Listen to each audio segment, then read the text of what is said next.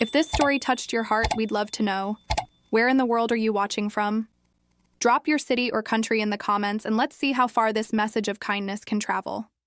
Your thoughts matter, and every comment brings us closer as a global family of story lovers. Don't forget to hit that subscribe button and turn on the notification bell so you won't miss the next heartwarming tale. A special story is coming your way tomorrow. Until then, stay kind, stay hopeful, and thank you for being part of our journey. She paid for a stranger's gas, then got fired. What happened? 30 minutes later. Shocked everyone. It was a scorching summer afternoon in a quiet Florida town when Sarah Miller, a 32-year-old gas station attendant, found herself facing a moment that would quietly change the course of her life. The station was unusually busy, with cars lined up beneath the humming pumps and customers rushing to fill their tanks before heading off to wherever their day would take them. Amid the buzz of engines and small talk, Sarah noticed an elderly man approaching, his steps slow, his posture slightly hunched. His clothes were simple, worn from time, and his face carried the soft lines of a long life lived. There was something about his eyes, wide, uncertain, and deeply troubled, that caught her attention. The man, Mr. Walter Jenkins, spoke gently, his voice tinged with worry. He had just pumped gas into his old pickup truck, about $25 worth, but after reaching into his pockets, he realized something was wrong. With a sheepish smile and trembling hands, he admitted that he had forgotten his wallet at home. "I'm so sorry, ma'am," he said. "I thought I had it. I don't have a way to pay right now." There was no deception in his tone, no attempt to avoid responsibility, only genuine embarrassment and a quiet hope that she might understand. Sarah paused. She knew the rules. She knew the station's policies were strict, and that her manager, Mr. Thompson, wouldn't look kindly on any form of exception. But looking into Mr. Jenkins's eyes, Sarah saw more than a transaction. She saw a man who could have been her grandfather. She saw someone who'd probably spent his life working hard, now in a moment of confusion and need. And so, without hesitation, she reached into her own purse, pulled out the exact amount, and calmly walked to the counter. "Don't worry, sir," she said with a kind smile. "You can pay me back later. I trust your word." Mr. Jenkins looked at her, stunned by the gesture. His eyes welled up and he struggled to find words. "Bless you, young lady," he whispered, his voice shaking. "I'll be back, I promise." He scribbled down his name and home address on a crumpled piece of paper and handed it to her as a form of assurance. Sarah folded the note, tucked it into her apron pocket, and gently placed her hand on his shoulder.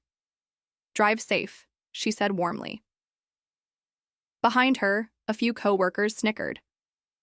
"You really think he's coming back?" one muttered. Another scoffed. "Probably just a scammer. You'll never see that money again." Sarah heard them, but didn't flinch. She chose to believe in the goodness of people, even when others didn't. And though the act seemed small, one simple choice, $25, a few soft words, it would soon become the beginning of something far greater than she could have imagined. Sarah was still at the counter, folding the receipt from Mr. Jenkins' gas purchase and tucking away the slip of paper he'd handed her with his name and address, when she felt it, the shift in the air. Whispers. Judgment. A few of her co-workers were huddled nearby, throwing side glances and sharing hushed words with a tone she knew all too well. "You really think that old guy's coming back?" one said, loud enough for her to hear. "Probably just another scam artist," another chimed in, chuckling under his breath. Sarah kept her face calm, but her stomach twisted. She believed in what she had done, helping someone in need. But their doubt planted seeds she didn't want to acknowledge. Still, she reminded herself, "You did the right thing." As the shift slowed down and traffic at the pumps eased, Sarah tried to focus on the remaining tasks. But before she could wipe down the counter or refill the receipt paper, her name came over. The intercom. "Sarah, please report to the office." Her heart skipped. She wiped her hands on her apron, straightened her posture, and made her way to the back. Inside the cramped office, Mr. Thompson, her manager, sat behind a cluttered desk, arms folded, face unreadable. He motioned for her to sit. "We need to talk about something serious," he began. "I received a report from one of the team members. They said you took money from the register today." Sarah's eyes widened. "No," she said quickly, trying to stay calm. "That's not true. I used my own cash. I helped a man who forgot his wallet. He said he'd come back and pay." Her voice was steady, but her hands were shaking slightly. In her lap, Mr. Thompson didn't immediately respond. He leaned back, sighing through his nose. "I understand your heart may have been in the right place," he said, "but that's not how things work around here. We have policies for a reason. If we let one person delay payment, others will try. It's a slippery slope." His tone was cold, clinical. "Regardless of your intentions, this kind of action sets a precedent we can't afford." Sarah felt her breath catch in her throat. "So, I'm being fired?" she asked, her voice almost a whisper. Mr. Thompson nodded. "Effective immediately." She walked out of the office stunned, her legs moving but her mind barely able to process the weight of what had just happened. Fired for helping someone, for doing something kind. Her co-workers avoided her gaze, except for one, who gave her a pitying shake of the head. Sarah didn't stop to argue or explain. She just grabbed her things, stepped out into the fading light of day, and let the warm wind hit her face. She had no job now, no paycheck to take home. But somehow, despite the fear and disbelief swirling inside her, she knew she hadn't made a mistake. She had done the right thing. The world just hadn't caught up to that truth yet. Sarah didn't say a word on the drive home. Her hands gripped the steering wheel a little tighter than usual, her knuckles pale against the fading afternoon light. Every red light felt longer, every passing billboard a blur. Just hours ago, she was doing something good, something right, and now she was jobless. Fired not because she stole, not because she broke trust, but because she dared to show compassion. Her heart was still racing by the time she pulled into the gravel driveway of the modest one-story home she shared with her mother, Marilyn, and her 10-year-old daughter, Lily. As the car door shut, the sound echoed louder than expected, like a final punctuation mark to the day's unraveling. She took a deep breath, stepped up to the porch, and turned the doorknob slowly. Inside, the house smelled like lavender and warmth. Home. Her mom was on the couch, knitting beside a small fan, and Lily was coloring at the kitchen table, her little brow furrowed in concentration.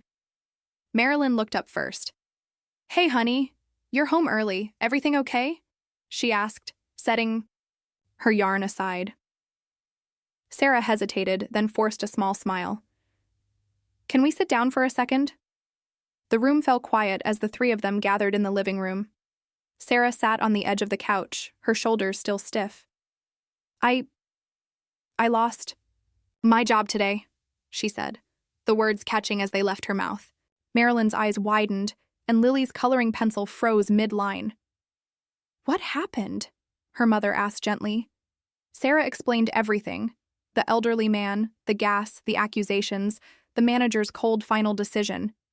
As she spoke, her voice trembled at times, but she held her head high. "I used my own money, Mom. I didn't do anything wrong. I just couldn't let that man walk away humiliated."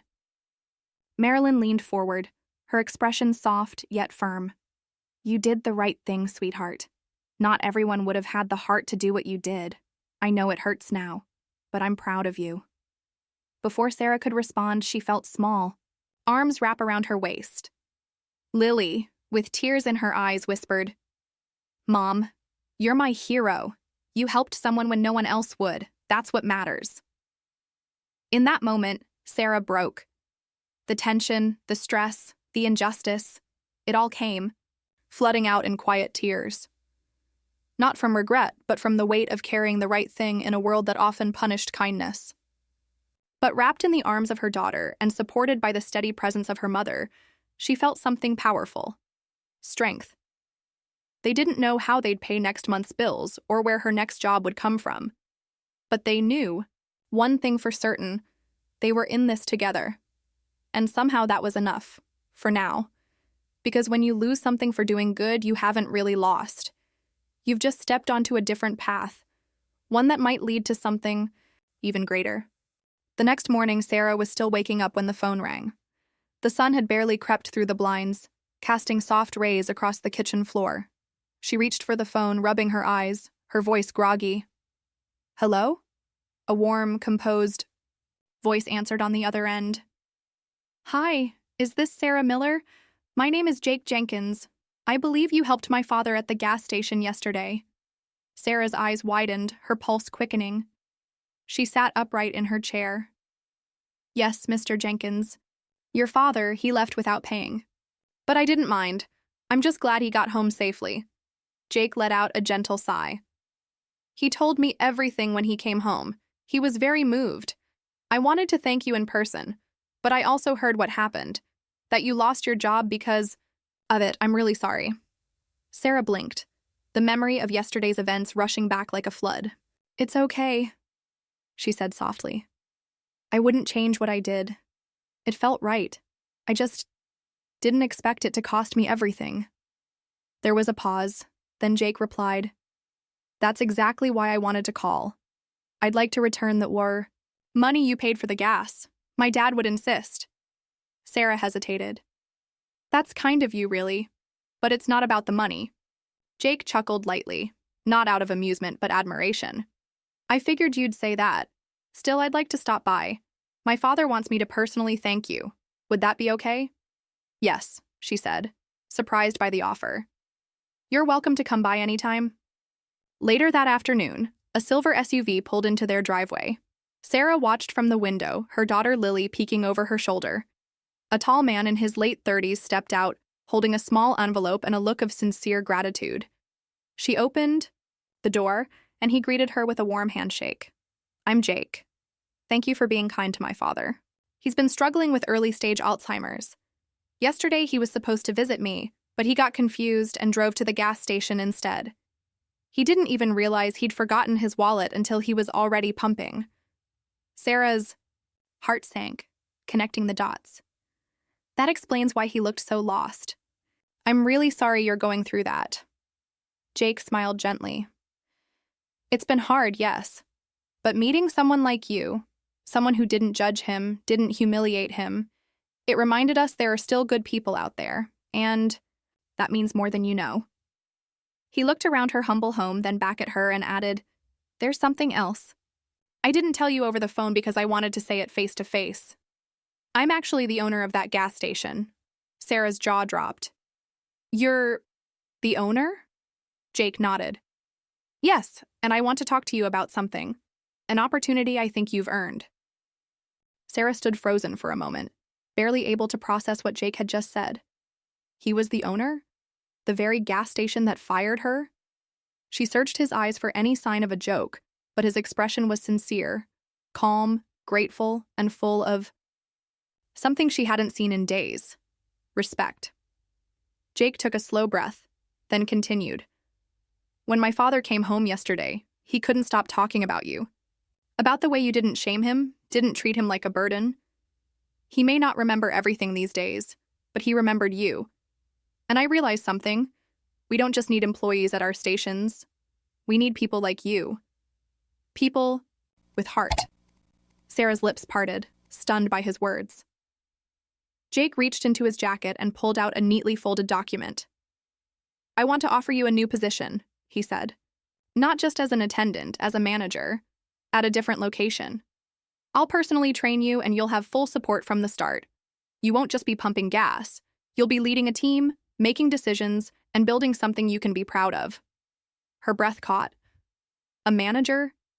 After everything that had happened, after being humiliated, accused, and cast aside, here was a second chance. A better one. "Why me?" she finally asked, her voice trembling with a mix of hope and disbelief. Jake smiled. "Because you did the right thing even when it cost you everything. That tells me everything I need to know about your character. And character matters more to me than any resume."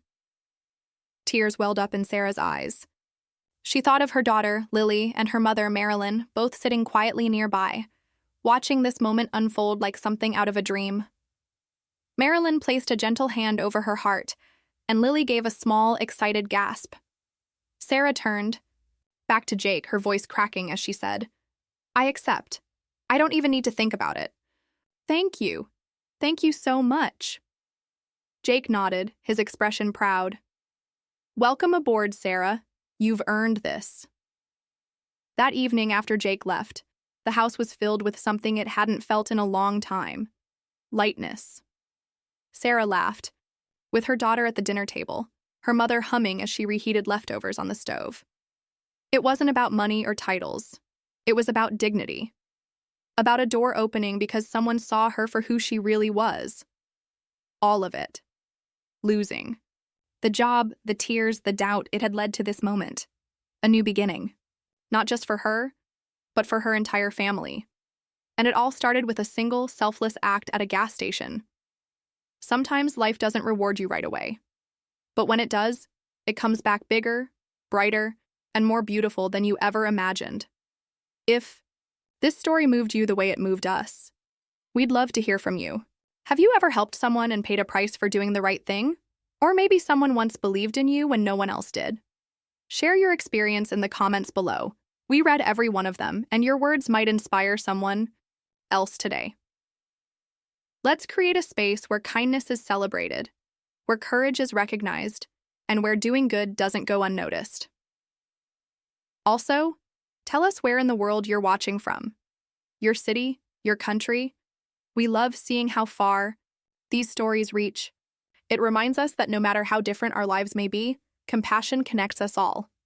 If you haven't already, make sure to hit the subscribe button and turn on the notification bell, because tomorrow's story might be the one that truly touches your heart. Every day, we bring you stories of strength, redemption, and unexpected turns in ordinary lives. This isn't just a channel, it's a growing family of story lovers, and we're so glad you're a part of it.